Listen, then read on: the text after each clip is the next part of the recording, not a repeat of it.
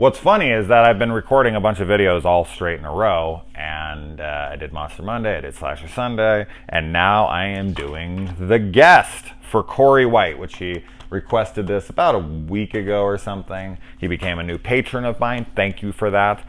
And as I'm doing this, I'm seeing, which I never get Patreon fucking, notifications, but across my screen this whole time that I've been doing it, Kory White has commented on your post on Patreon, Kory White. And it's like, okay, man, I'm getting to it. It'll be funny if I go to it and he's like, when are you ever going to do The Guest? I'm doing it right now, Kory. Right fucking now. Now, this was directed by Adam Wingard, written by Simon Barrett, the guys behind Your Next and VHS. And these guys have done a bunch of... he's even doing Kong versus Godzilla, right? So... they're moving up. The Blair Witch. Oh man, I really like the new Blair Witch movie a whole bunch. I was a big fan of that. I did not love it the first time. I really loved the final act, but the first 2/3 of it I was not big on at all. I didn't like the characters, this and that. I watched it again, and the second time I freaking loved it. And I was like, wow, I don't know why I didn't connect to this the first time. So Wingard and the Death Note movie, right? Which I liked. I know anime fans are the worst. They're the worst. They shouldn't even bother watching live action adaptations of their stuff. They really just shouldn't. They should just steer clear of it. They're not going to like it. It's like hardcore book fans watching adaptations of their favorite books. And they're like book people, not movie people. Forget it. Like, just don't do it. You can't distance yourself from the two different kinds of mediums. Like, leave it alone. Anyway, all right. So, The Guest. Now, The Guest is from 2014, I want to say, and it stars Dan Stevens and Micah Monroe. And I love both of these people. Now, Dan Stevens, this was maybe my first introduction to Dan, or I don't know. I think it is. It's my first memorable one. He's been in plenty of stuff since. Obviously he was Beast in Beauty and the Beast, so he's having a good career. He's in the amazing overlooked FX show Legion, which you absolutely should be watching, and Garrett Evans' freaking Apostle, Netflix original movie. He's been in tons of other stuff as well, but those are things I absolutely have to mention with Dan. And he's just so fucking smooth in this.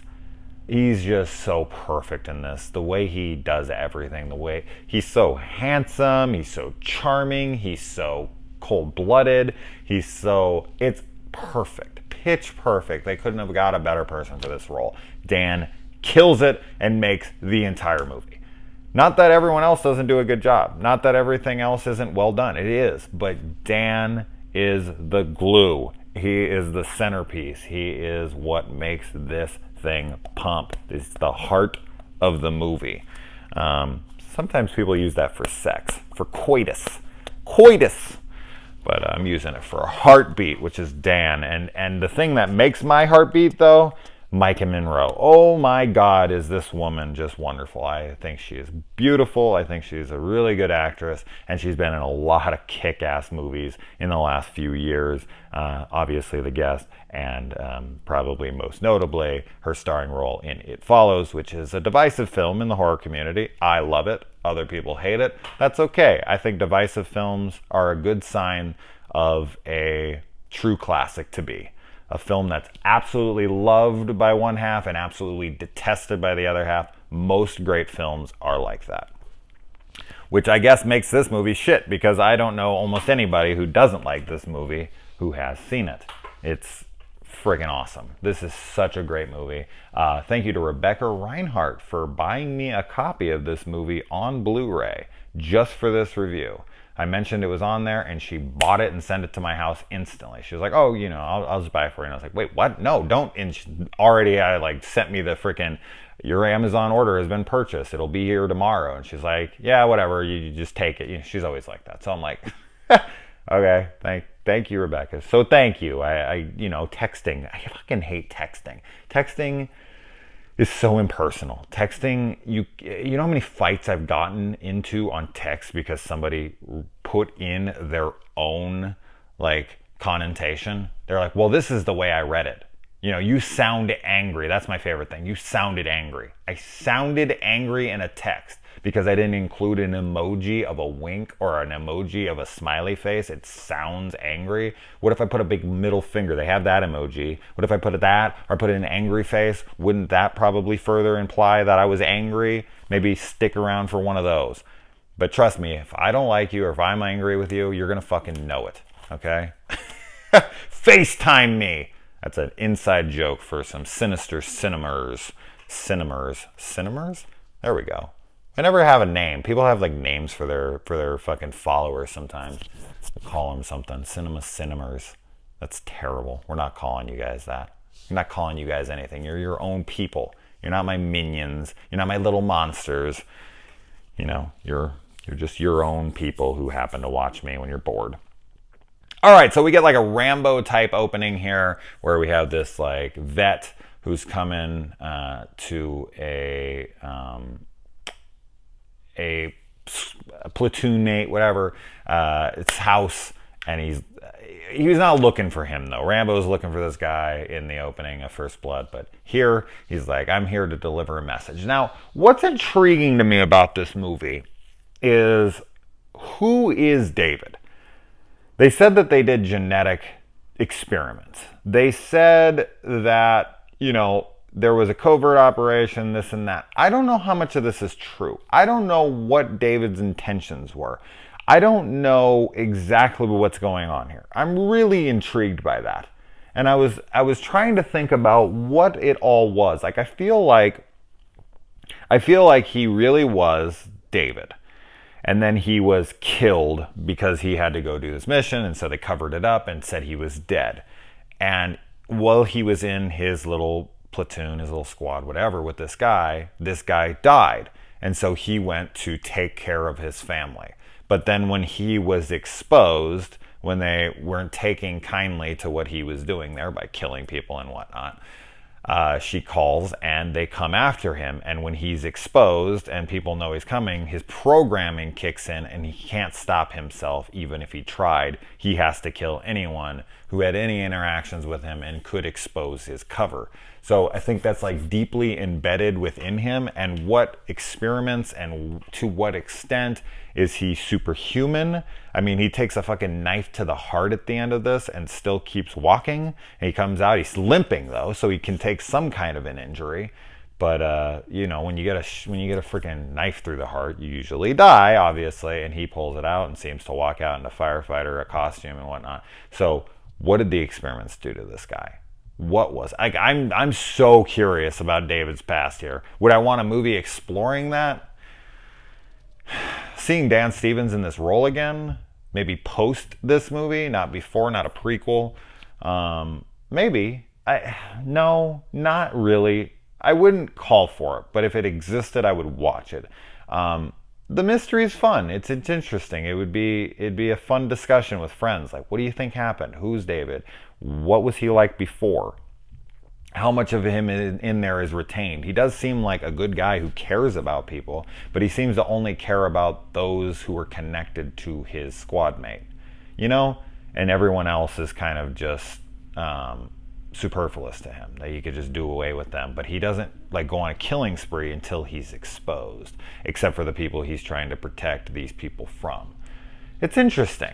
I don't know what to make of David, but he's so charming, he's so debonair in this. I can't help but love the guy. And some of the stuff he does in this movie I absolutely love. When he goes and he beats the shit out of the bullies in the movie, fucking beautiful. That kind of stuff I love. I've always said before that one of my dream jobs, of course this isn't a real job and I would go to jail instantly for this, and I'm sure people would frown on it, but to be hired like a drill bit tailor or something, to be hired to be a bully executioner, not an executioner, but someone who goes up and beats up bullies, fuck, I would love that. But yeah, the way he handles those guys, that fight sequence in the bar is amazing. It is just brutal. The way he hits them, the counter moves that he uses, all that stuff. So well done.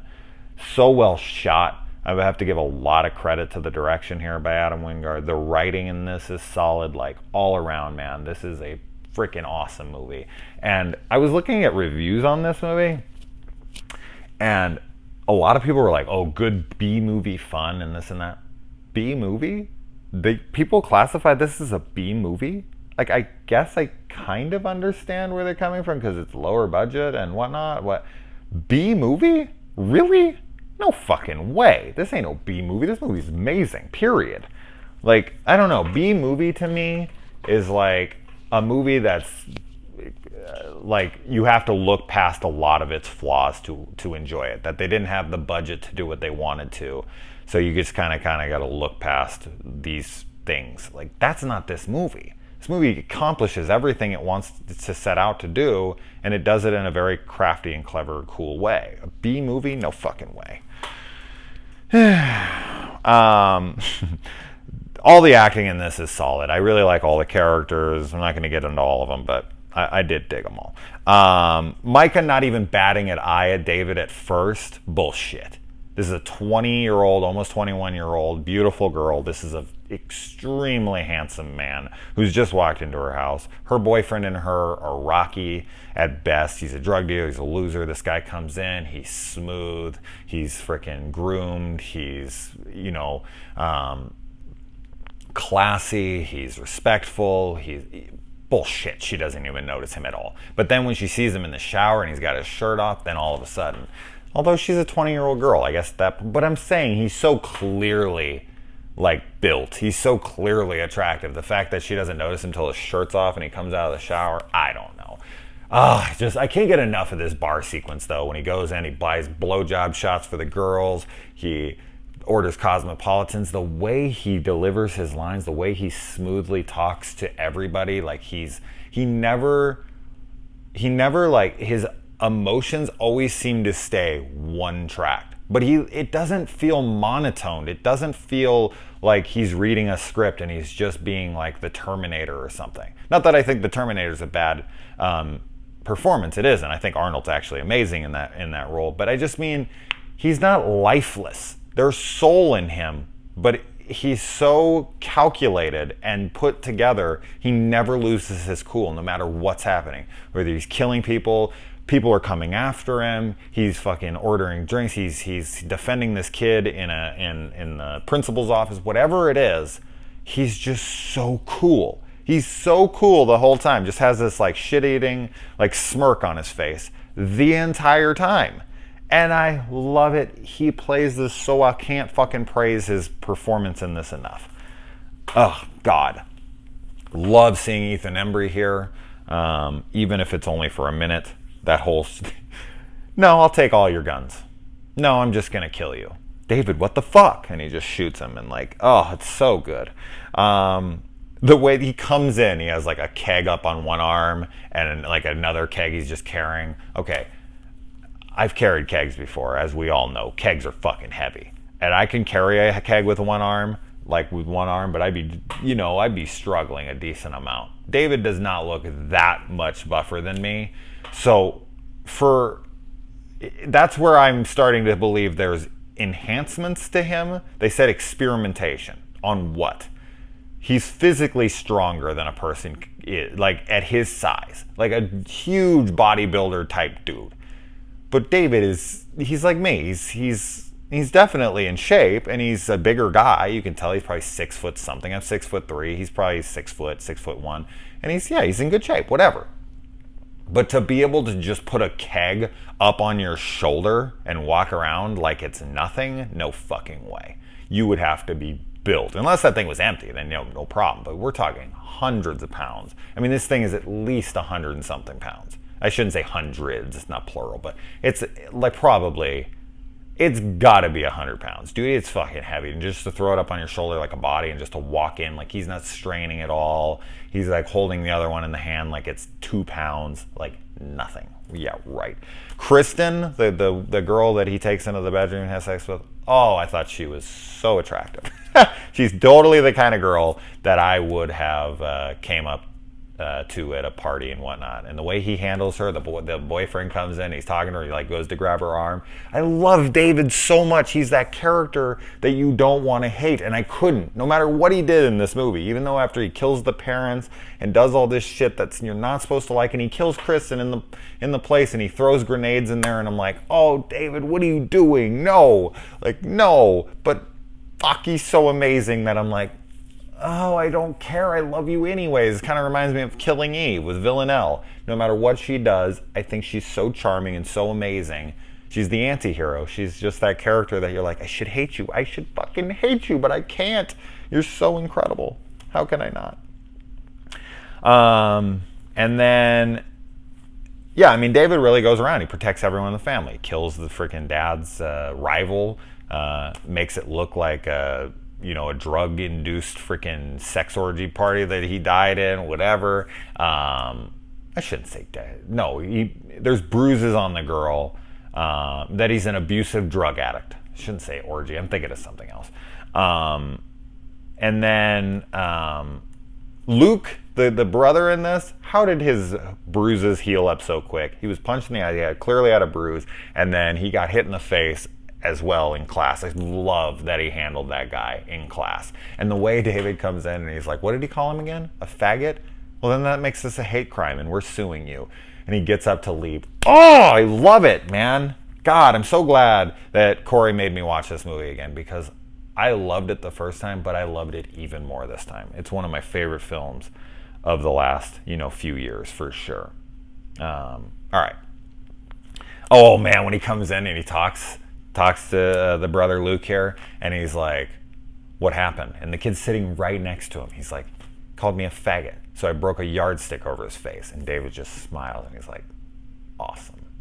Like, I'm gonna come in with you. God, he's so good. He's so good. It makes me so happy. It makes me so fucking happy how amazing he is in this movie. It just sucks that he has to do what he has to do. And then, yeah, Luke goes out and tells David, like, I just wanted you to know, man. I mean, I don't care if you killed anybody. Like, we're friends. It's cool. Like, I'm not going to tell anybody. And then when he, signs freaking Kristen's death warrant, though, he's like, did you tell anybody else? Luke's kind of being an idiot here by not understanding when he's like, did you tell anyone else? And it's like, I think Kristen might know or something. It's like, dude, she's dying. Like, he's so blinded by his charm and their friendship. I get it, but, man, you should have been more aware of what was going on there. And then the action sequence between him and the guys who come after him is awesome. It's just fucking awesome, man. When he comes out and he drops it and he pulls the gun out and he shoots the guy through the head and jumps through the window, and they're shooting through the house, and he looks and the guy has the gun. His reaction to seeing that freaking that gun with all the unlimited rounds in it, the high caliber rifle, whatever. I don't know what that gun's called, sorry. He just looks and he stops and he pauses and he does a second look and he's like, oh fuck, his reaction there is perfect. It's like that's his the most he loses it in this entire movie. And when he kills the mom, it's really sad. He stabs her right in the fucking heart. For a second there, I thought he was only going to protect this guy's family, and no matter what, he wasn't going to hurt them. But nope. And then he comes into the Halloween dance with the silver shamrock masks on the wall. Great callback there. Awesome stuff. And he throws on the mixed track that she makes for him, which I thought was a really fun touch. Like, she's getting stalked by the music that she made for this guy when she was crushing on him. I love that. Just how screwed up would that make you? Tough. He even frames her freaking boyfriend for the murders of the guys out at the quarry there. And I don't know, I don't feel like the guy who comes in and is like, we experimented on David and all this, I don't feel like he gets anywhere near enough shit for what he's done. I feel like he's more at fault than David is. And that might just be my crush on David or something in this movie. But seriously, they experimented on him. He's a loose cannon because of them. It's like a Weapon X, Wolverine thing. You set the beast loose. It's your damn fault what you did. Seeing the brother saying, David wouldn't hurt us. That was sad. And when she's like, he killed our family. He's like, what? What? His reaction is perfect. You see it breaking away. Holy shit, what? David couldn't do that. She tricks him with bloody footprints, almost like a callback to The Shining when Danny uses his footprints to lure Jack deeper into the maze and then turns around. But like I like that. Good stuff. The way she tricks him and the way his reaction, he laughs. He's like, oh my God, like she did. Like, I'm proud of her. How awesome. Him being stabbed by the knife that David gave him, you know, the whole poetic justice kind of thing, or irony, or whatever you want to call it. Although it's steel, not iron. It's a little overplayed. Like when somebody gives you something that you're going to later kill them with. I don't know. I like it. I don't like it. It's one of those I'm in the middle on. I don't know how I feel about it. But whatever. It's not a knock on the movie in the slightest. And then when he tells them, like, you did the right thing. I don't blame you. Don't feel bad. And then he dies. Great. He's just so he cares about them. Like, that's the real David. That's what I'm talking about. That's why it's so interesting to try to break down the character. Like, is that the real David in there? Like, that's what you should have done. It's okay. Don't feel bad. I know that killing people will make you feel bad inside, but you did the right thing. This is the first kill, probably the only person you'll ever kill.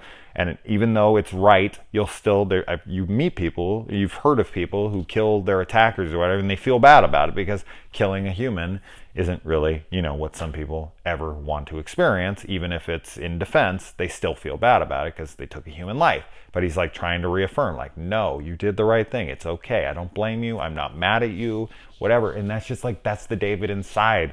I fucking love it. And then when he comes out and he's in the firefighter gear and she's like, what the fucking credits? Beautiful. Just beautiful. Where it went from there, fill in your own head canon. Did she jump up and tell the cops? Did he come over and kill him? Did he disappear into the shadow? Like, for me, I feel like because of his programming, he would have killed them. Like, he has to kill. Like, he's like the guy says, he couldn't stop if he wanted to. I don't know. I don't know how to feel about that. So, what do you guys think? What do you think happened after this scene? When the credits rolled, what happened? Other than that, Kory, thank you so much for the donation. If you want to become a patron, you can look in the description below. We have all sorts of different tier levels. You can get a shout out. You can get a Monster Monday. You can get your own review. You can get your own series review. You can get all of the above. We have all sorts of different things over there. Check it out. I do Q&As now. I'm actually sticking up on those things. I'm going to be doing a giveaway soon. I need to talk about that on my channel. I have a couple movies. Maybe you can pick from a whole bunch of like double copies that I have, something. We'll see. We'll have fun with it. But Kory, thank you. Thank you to everyone who gives me my Patreon. And of course, thank you to everyone who follows these reviews all the time. Adios.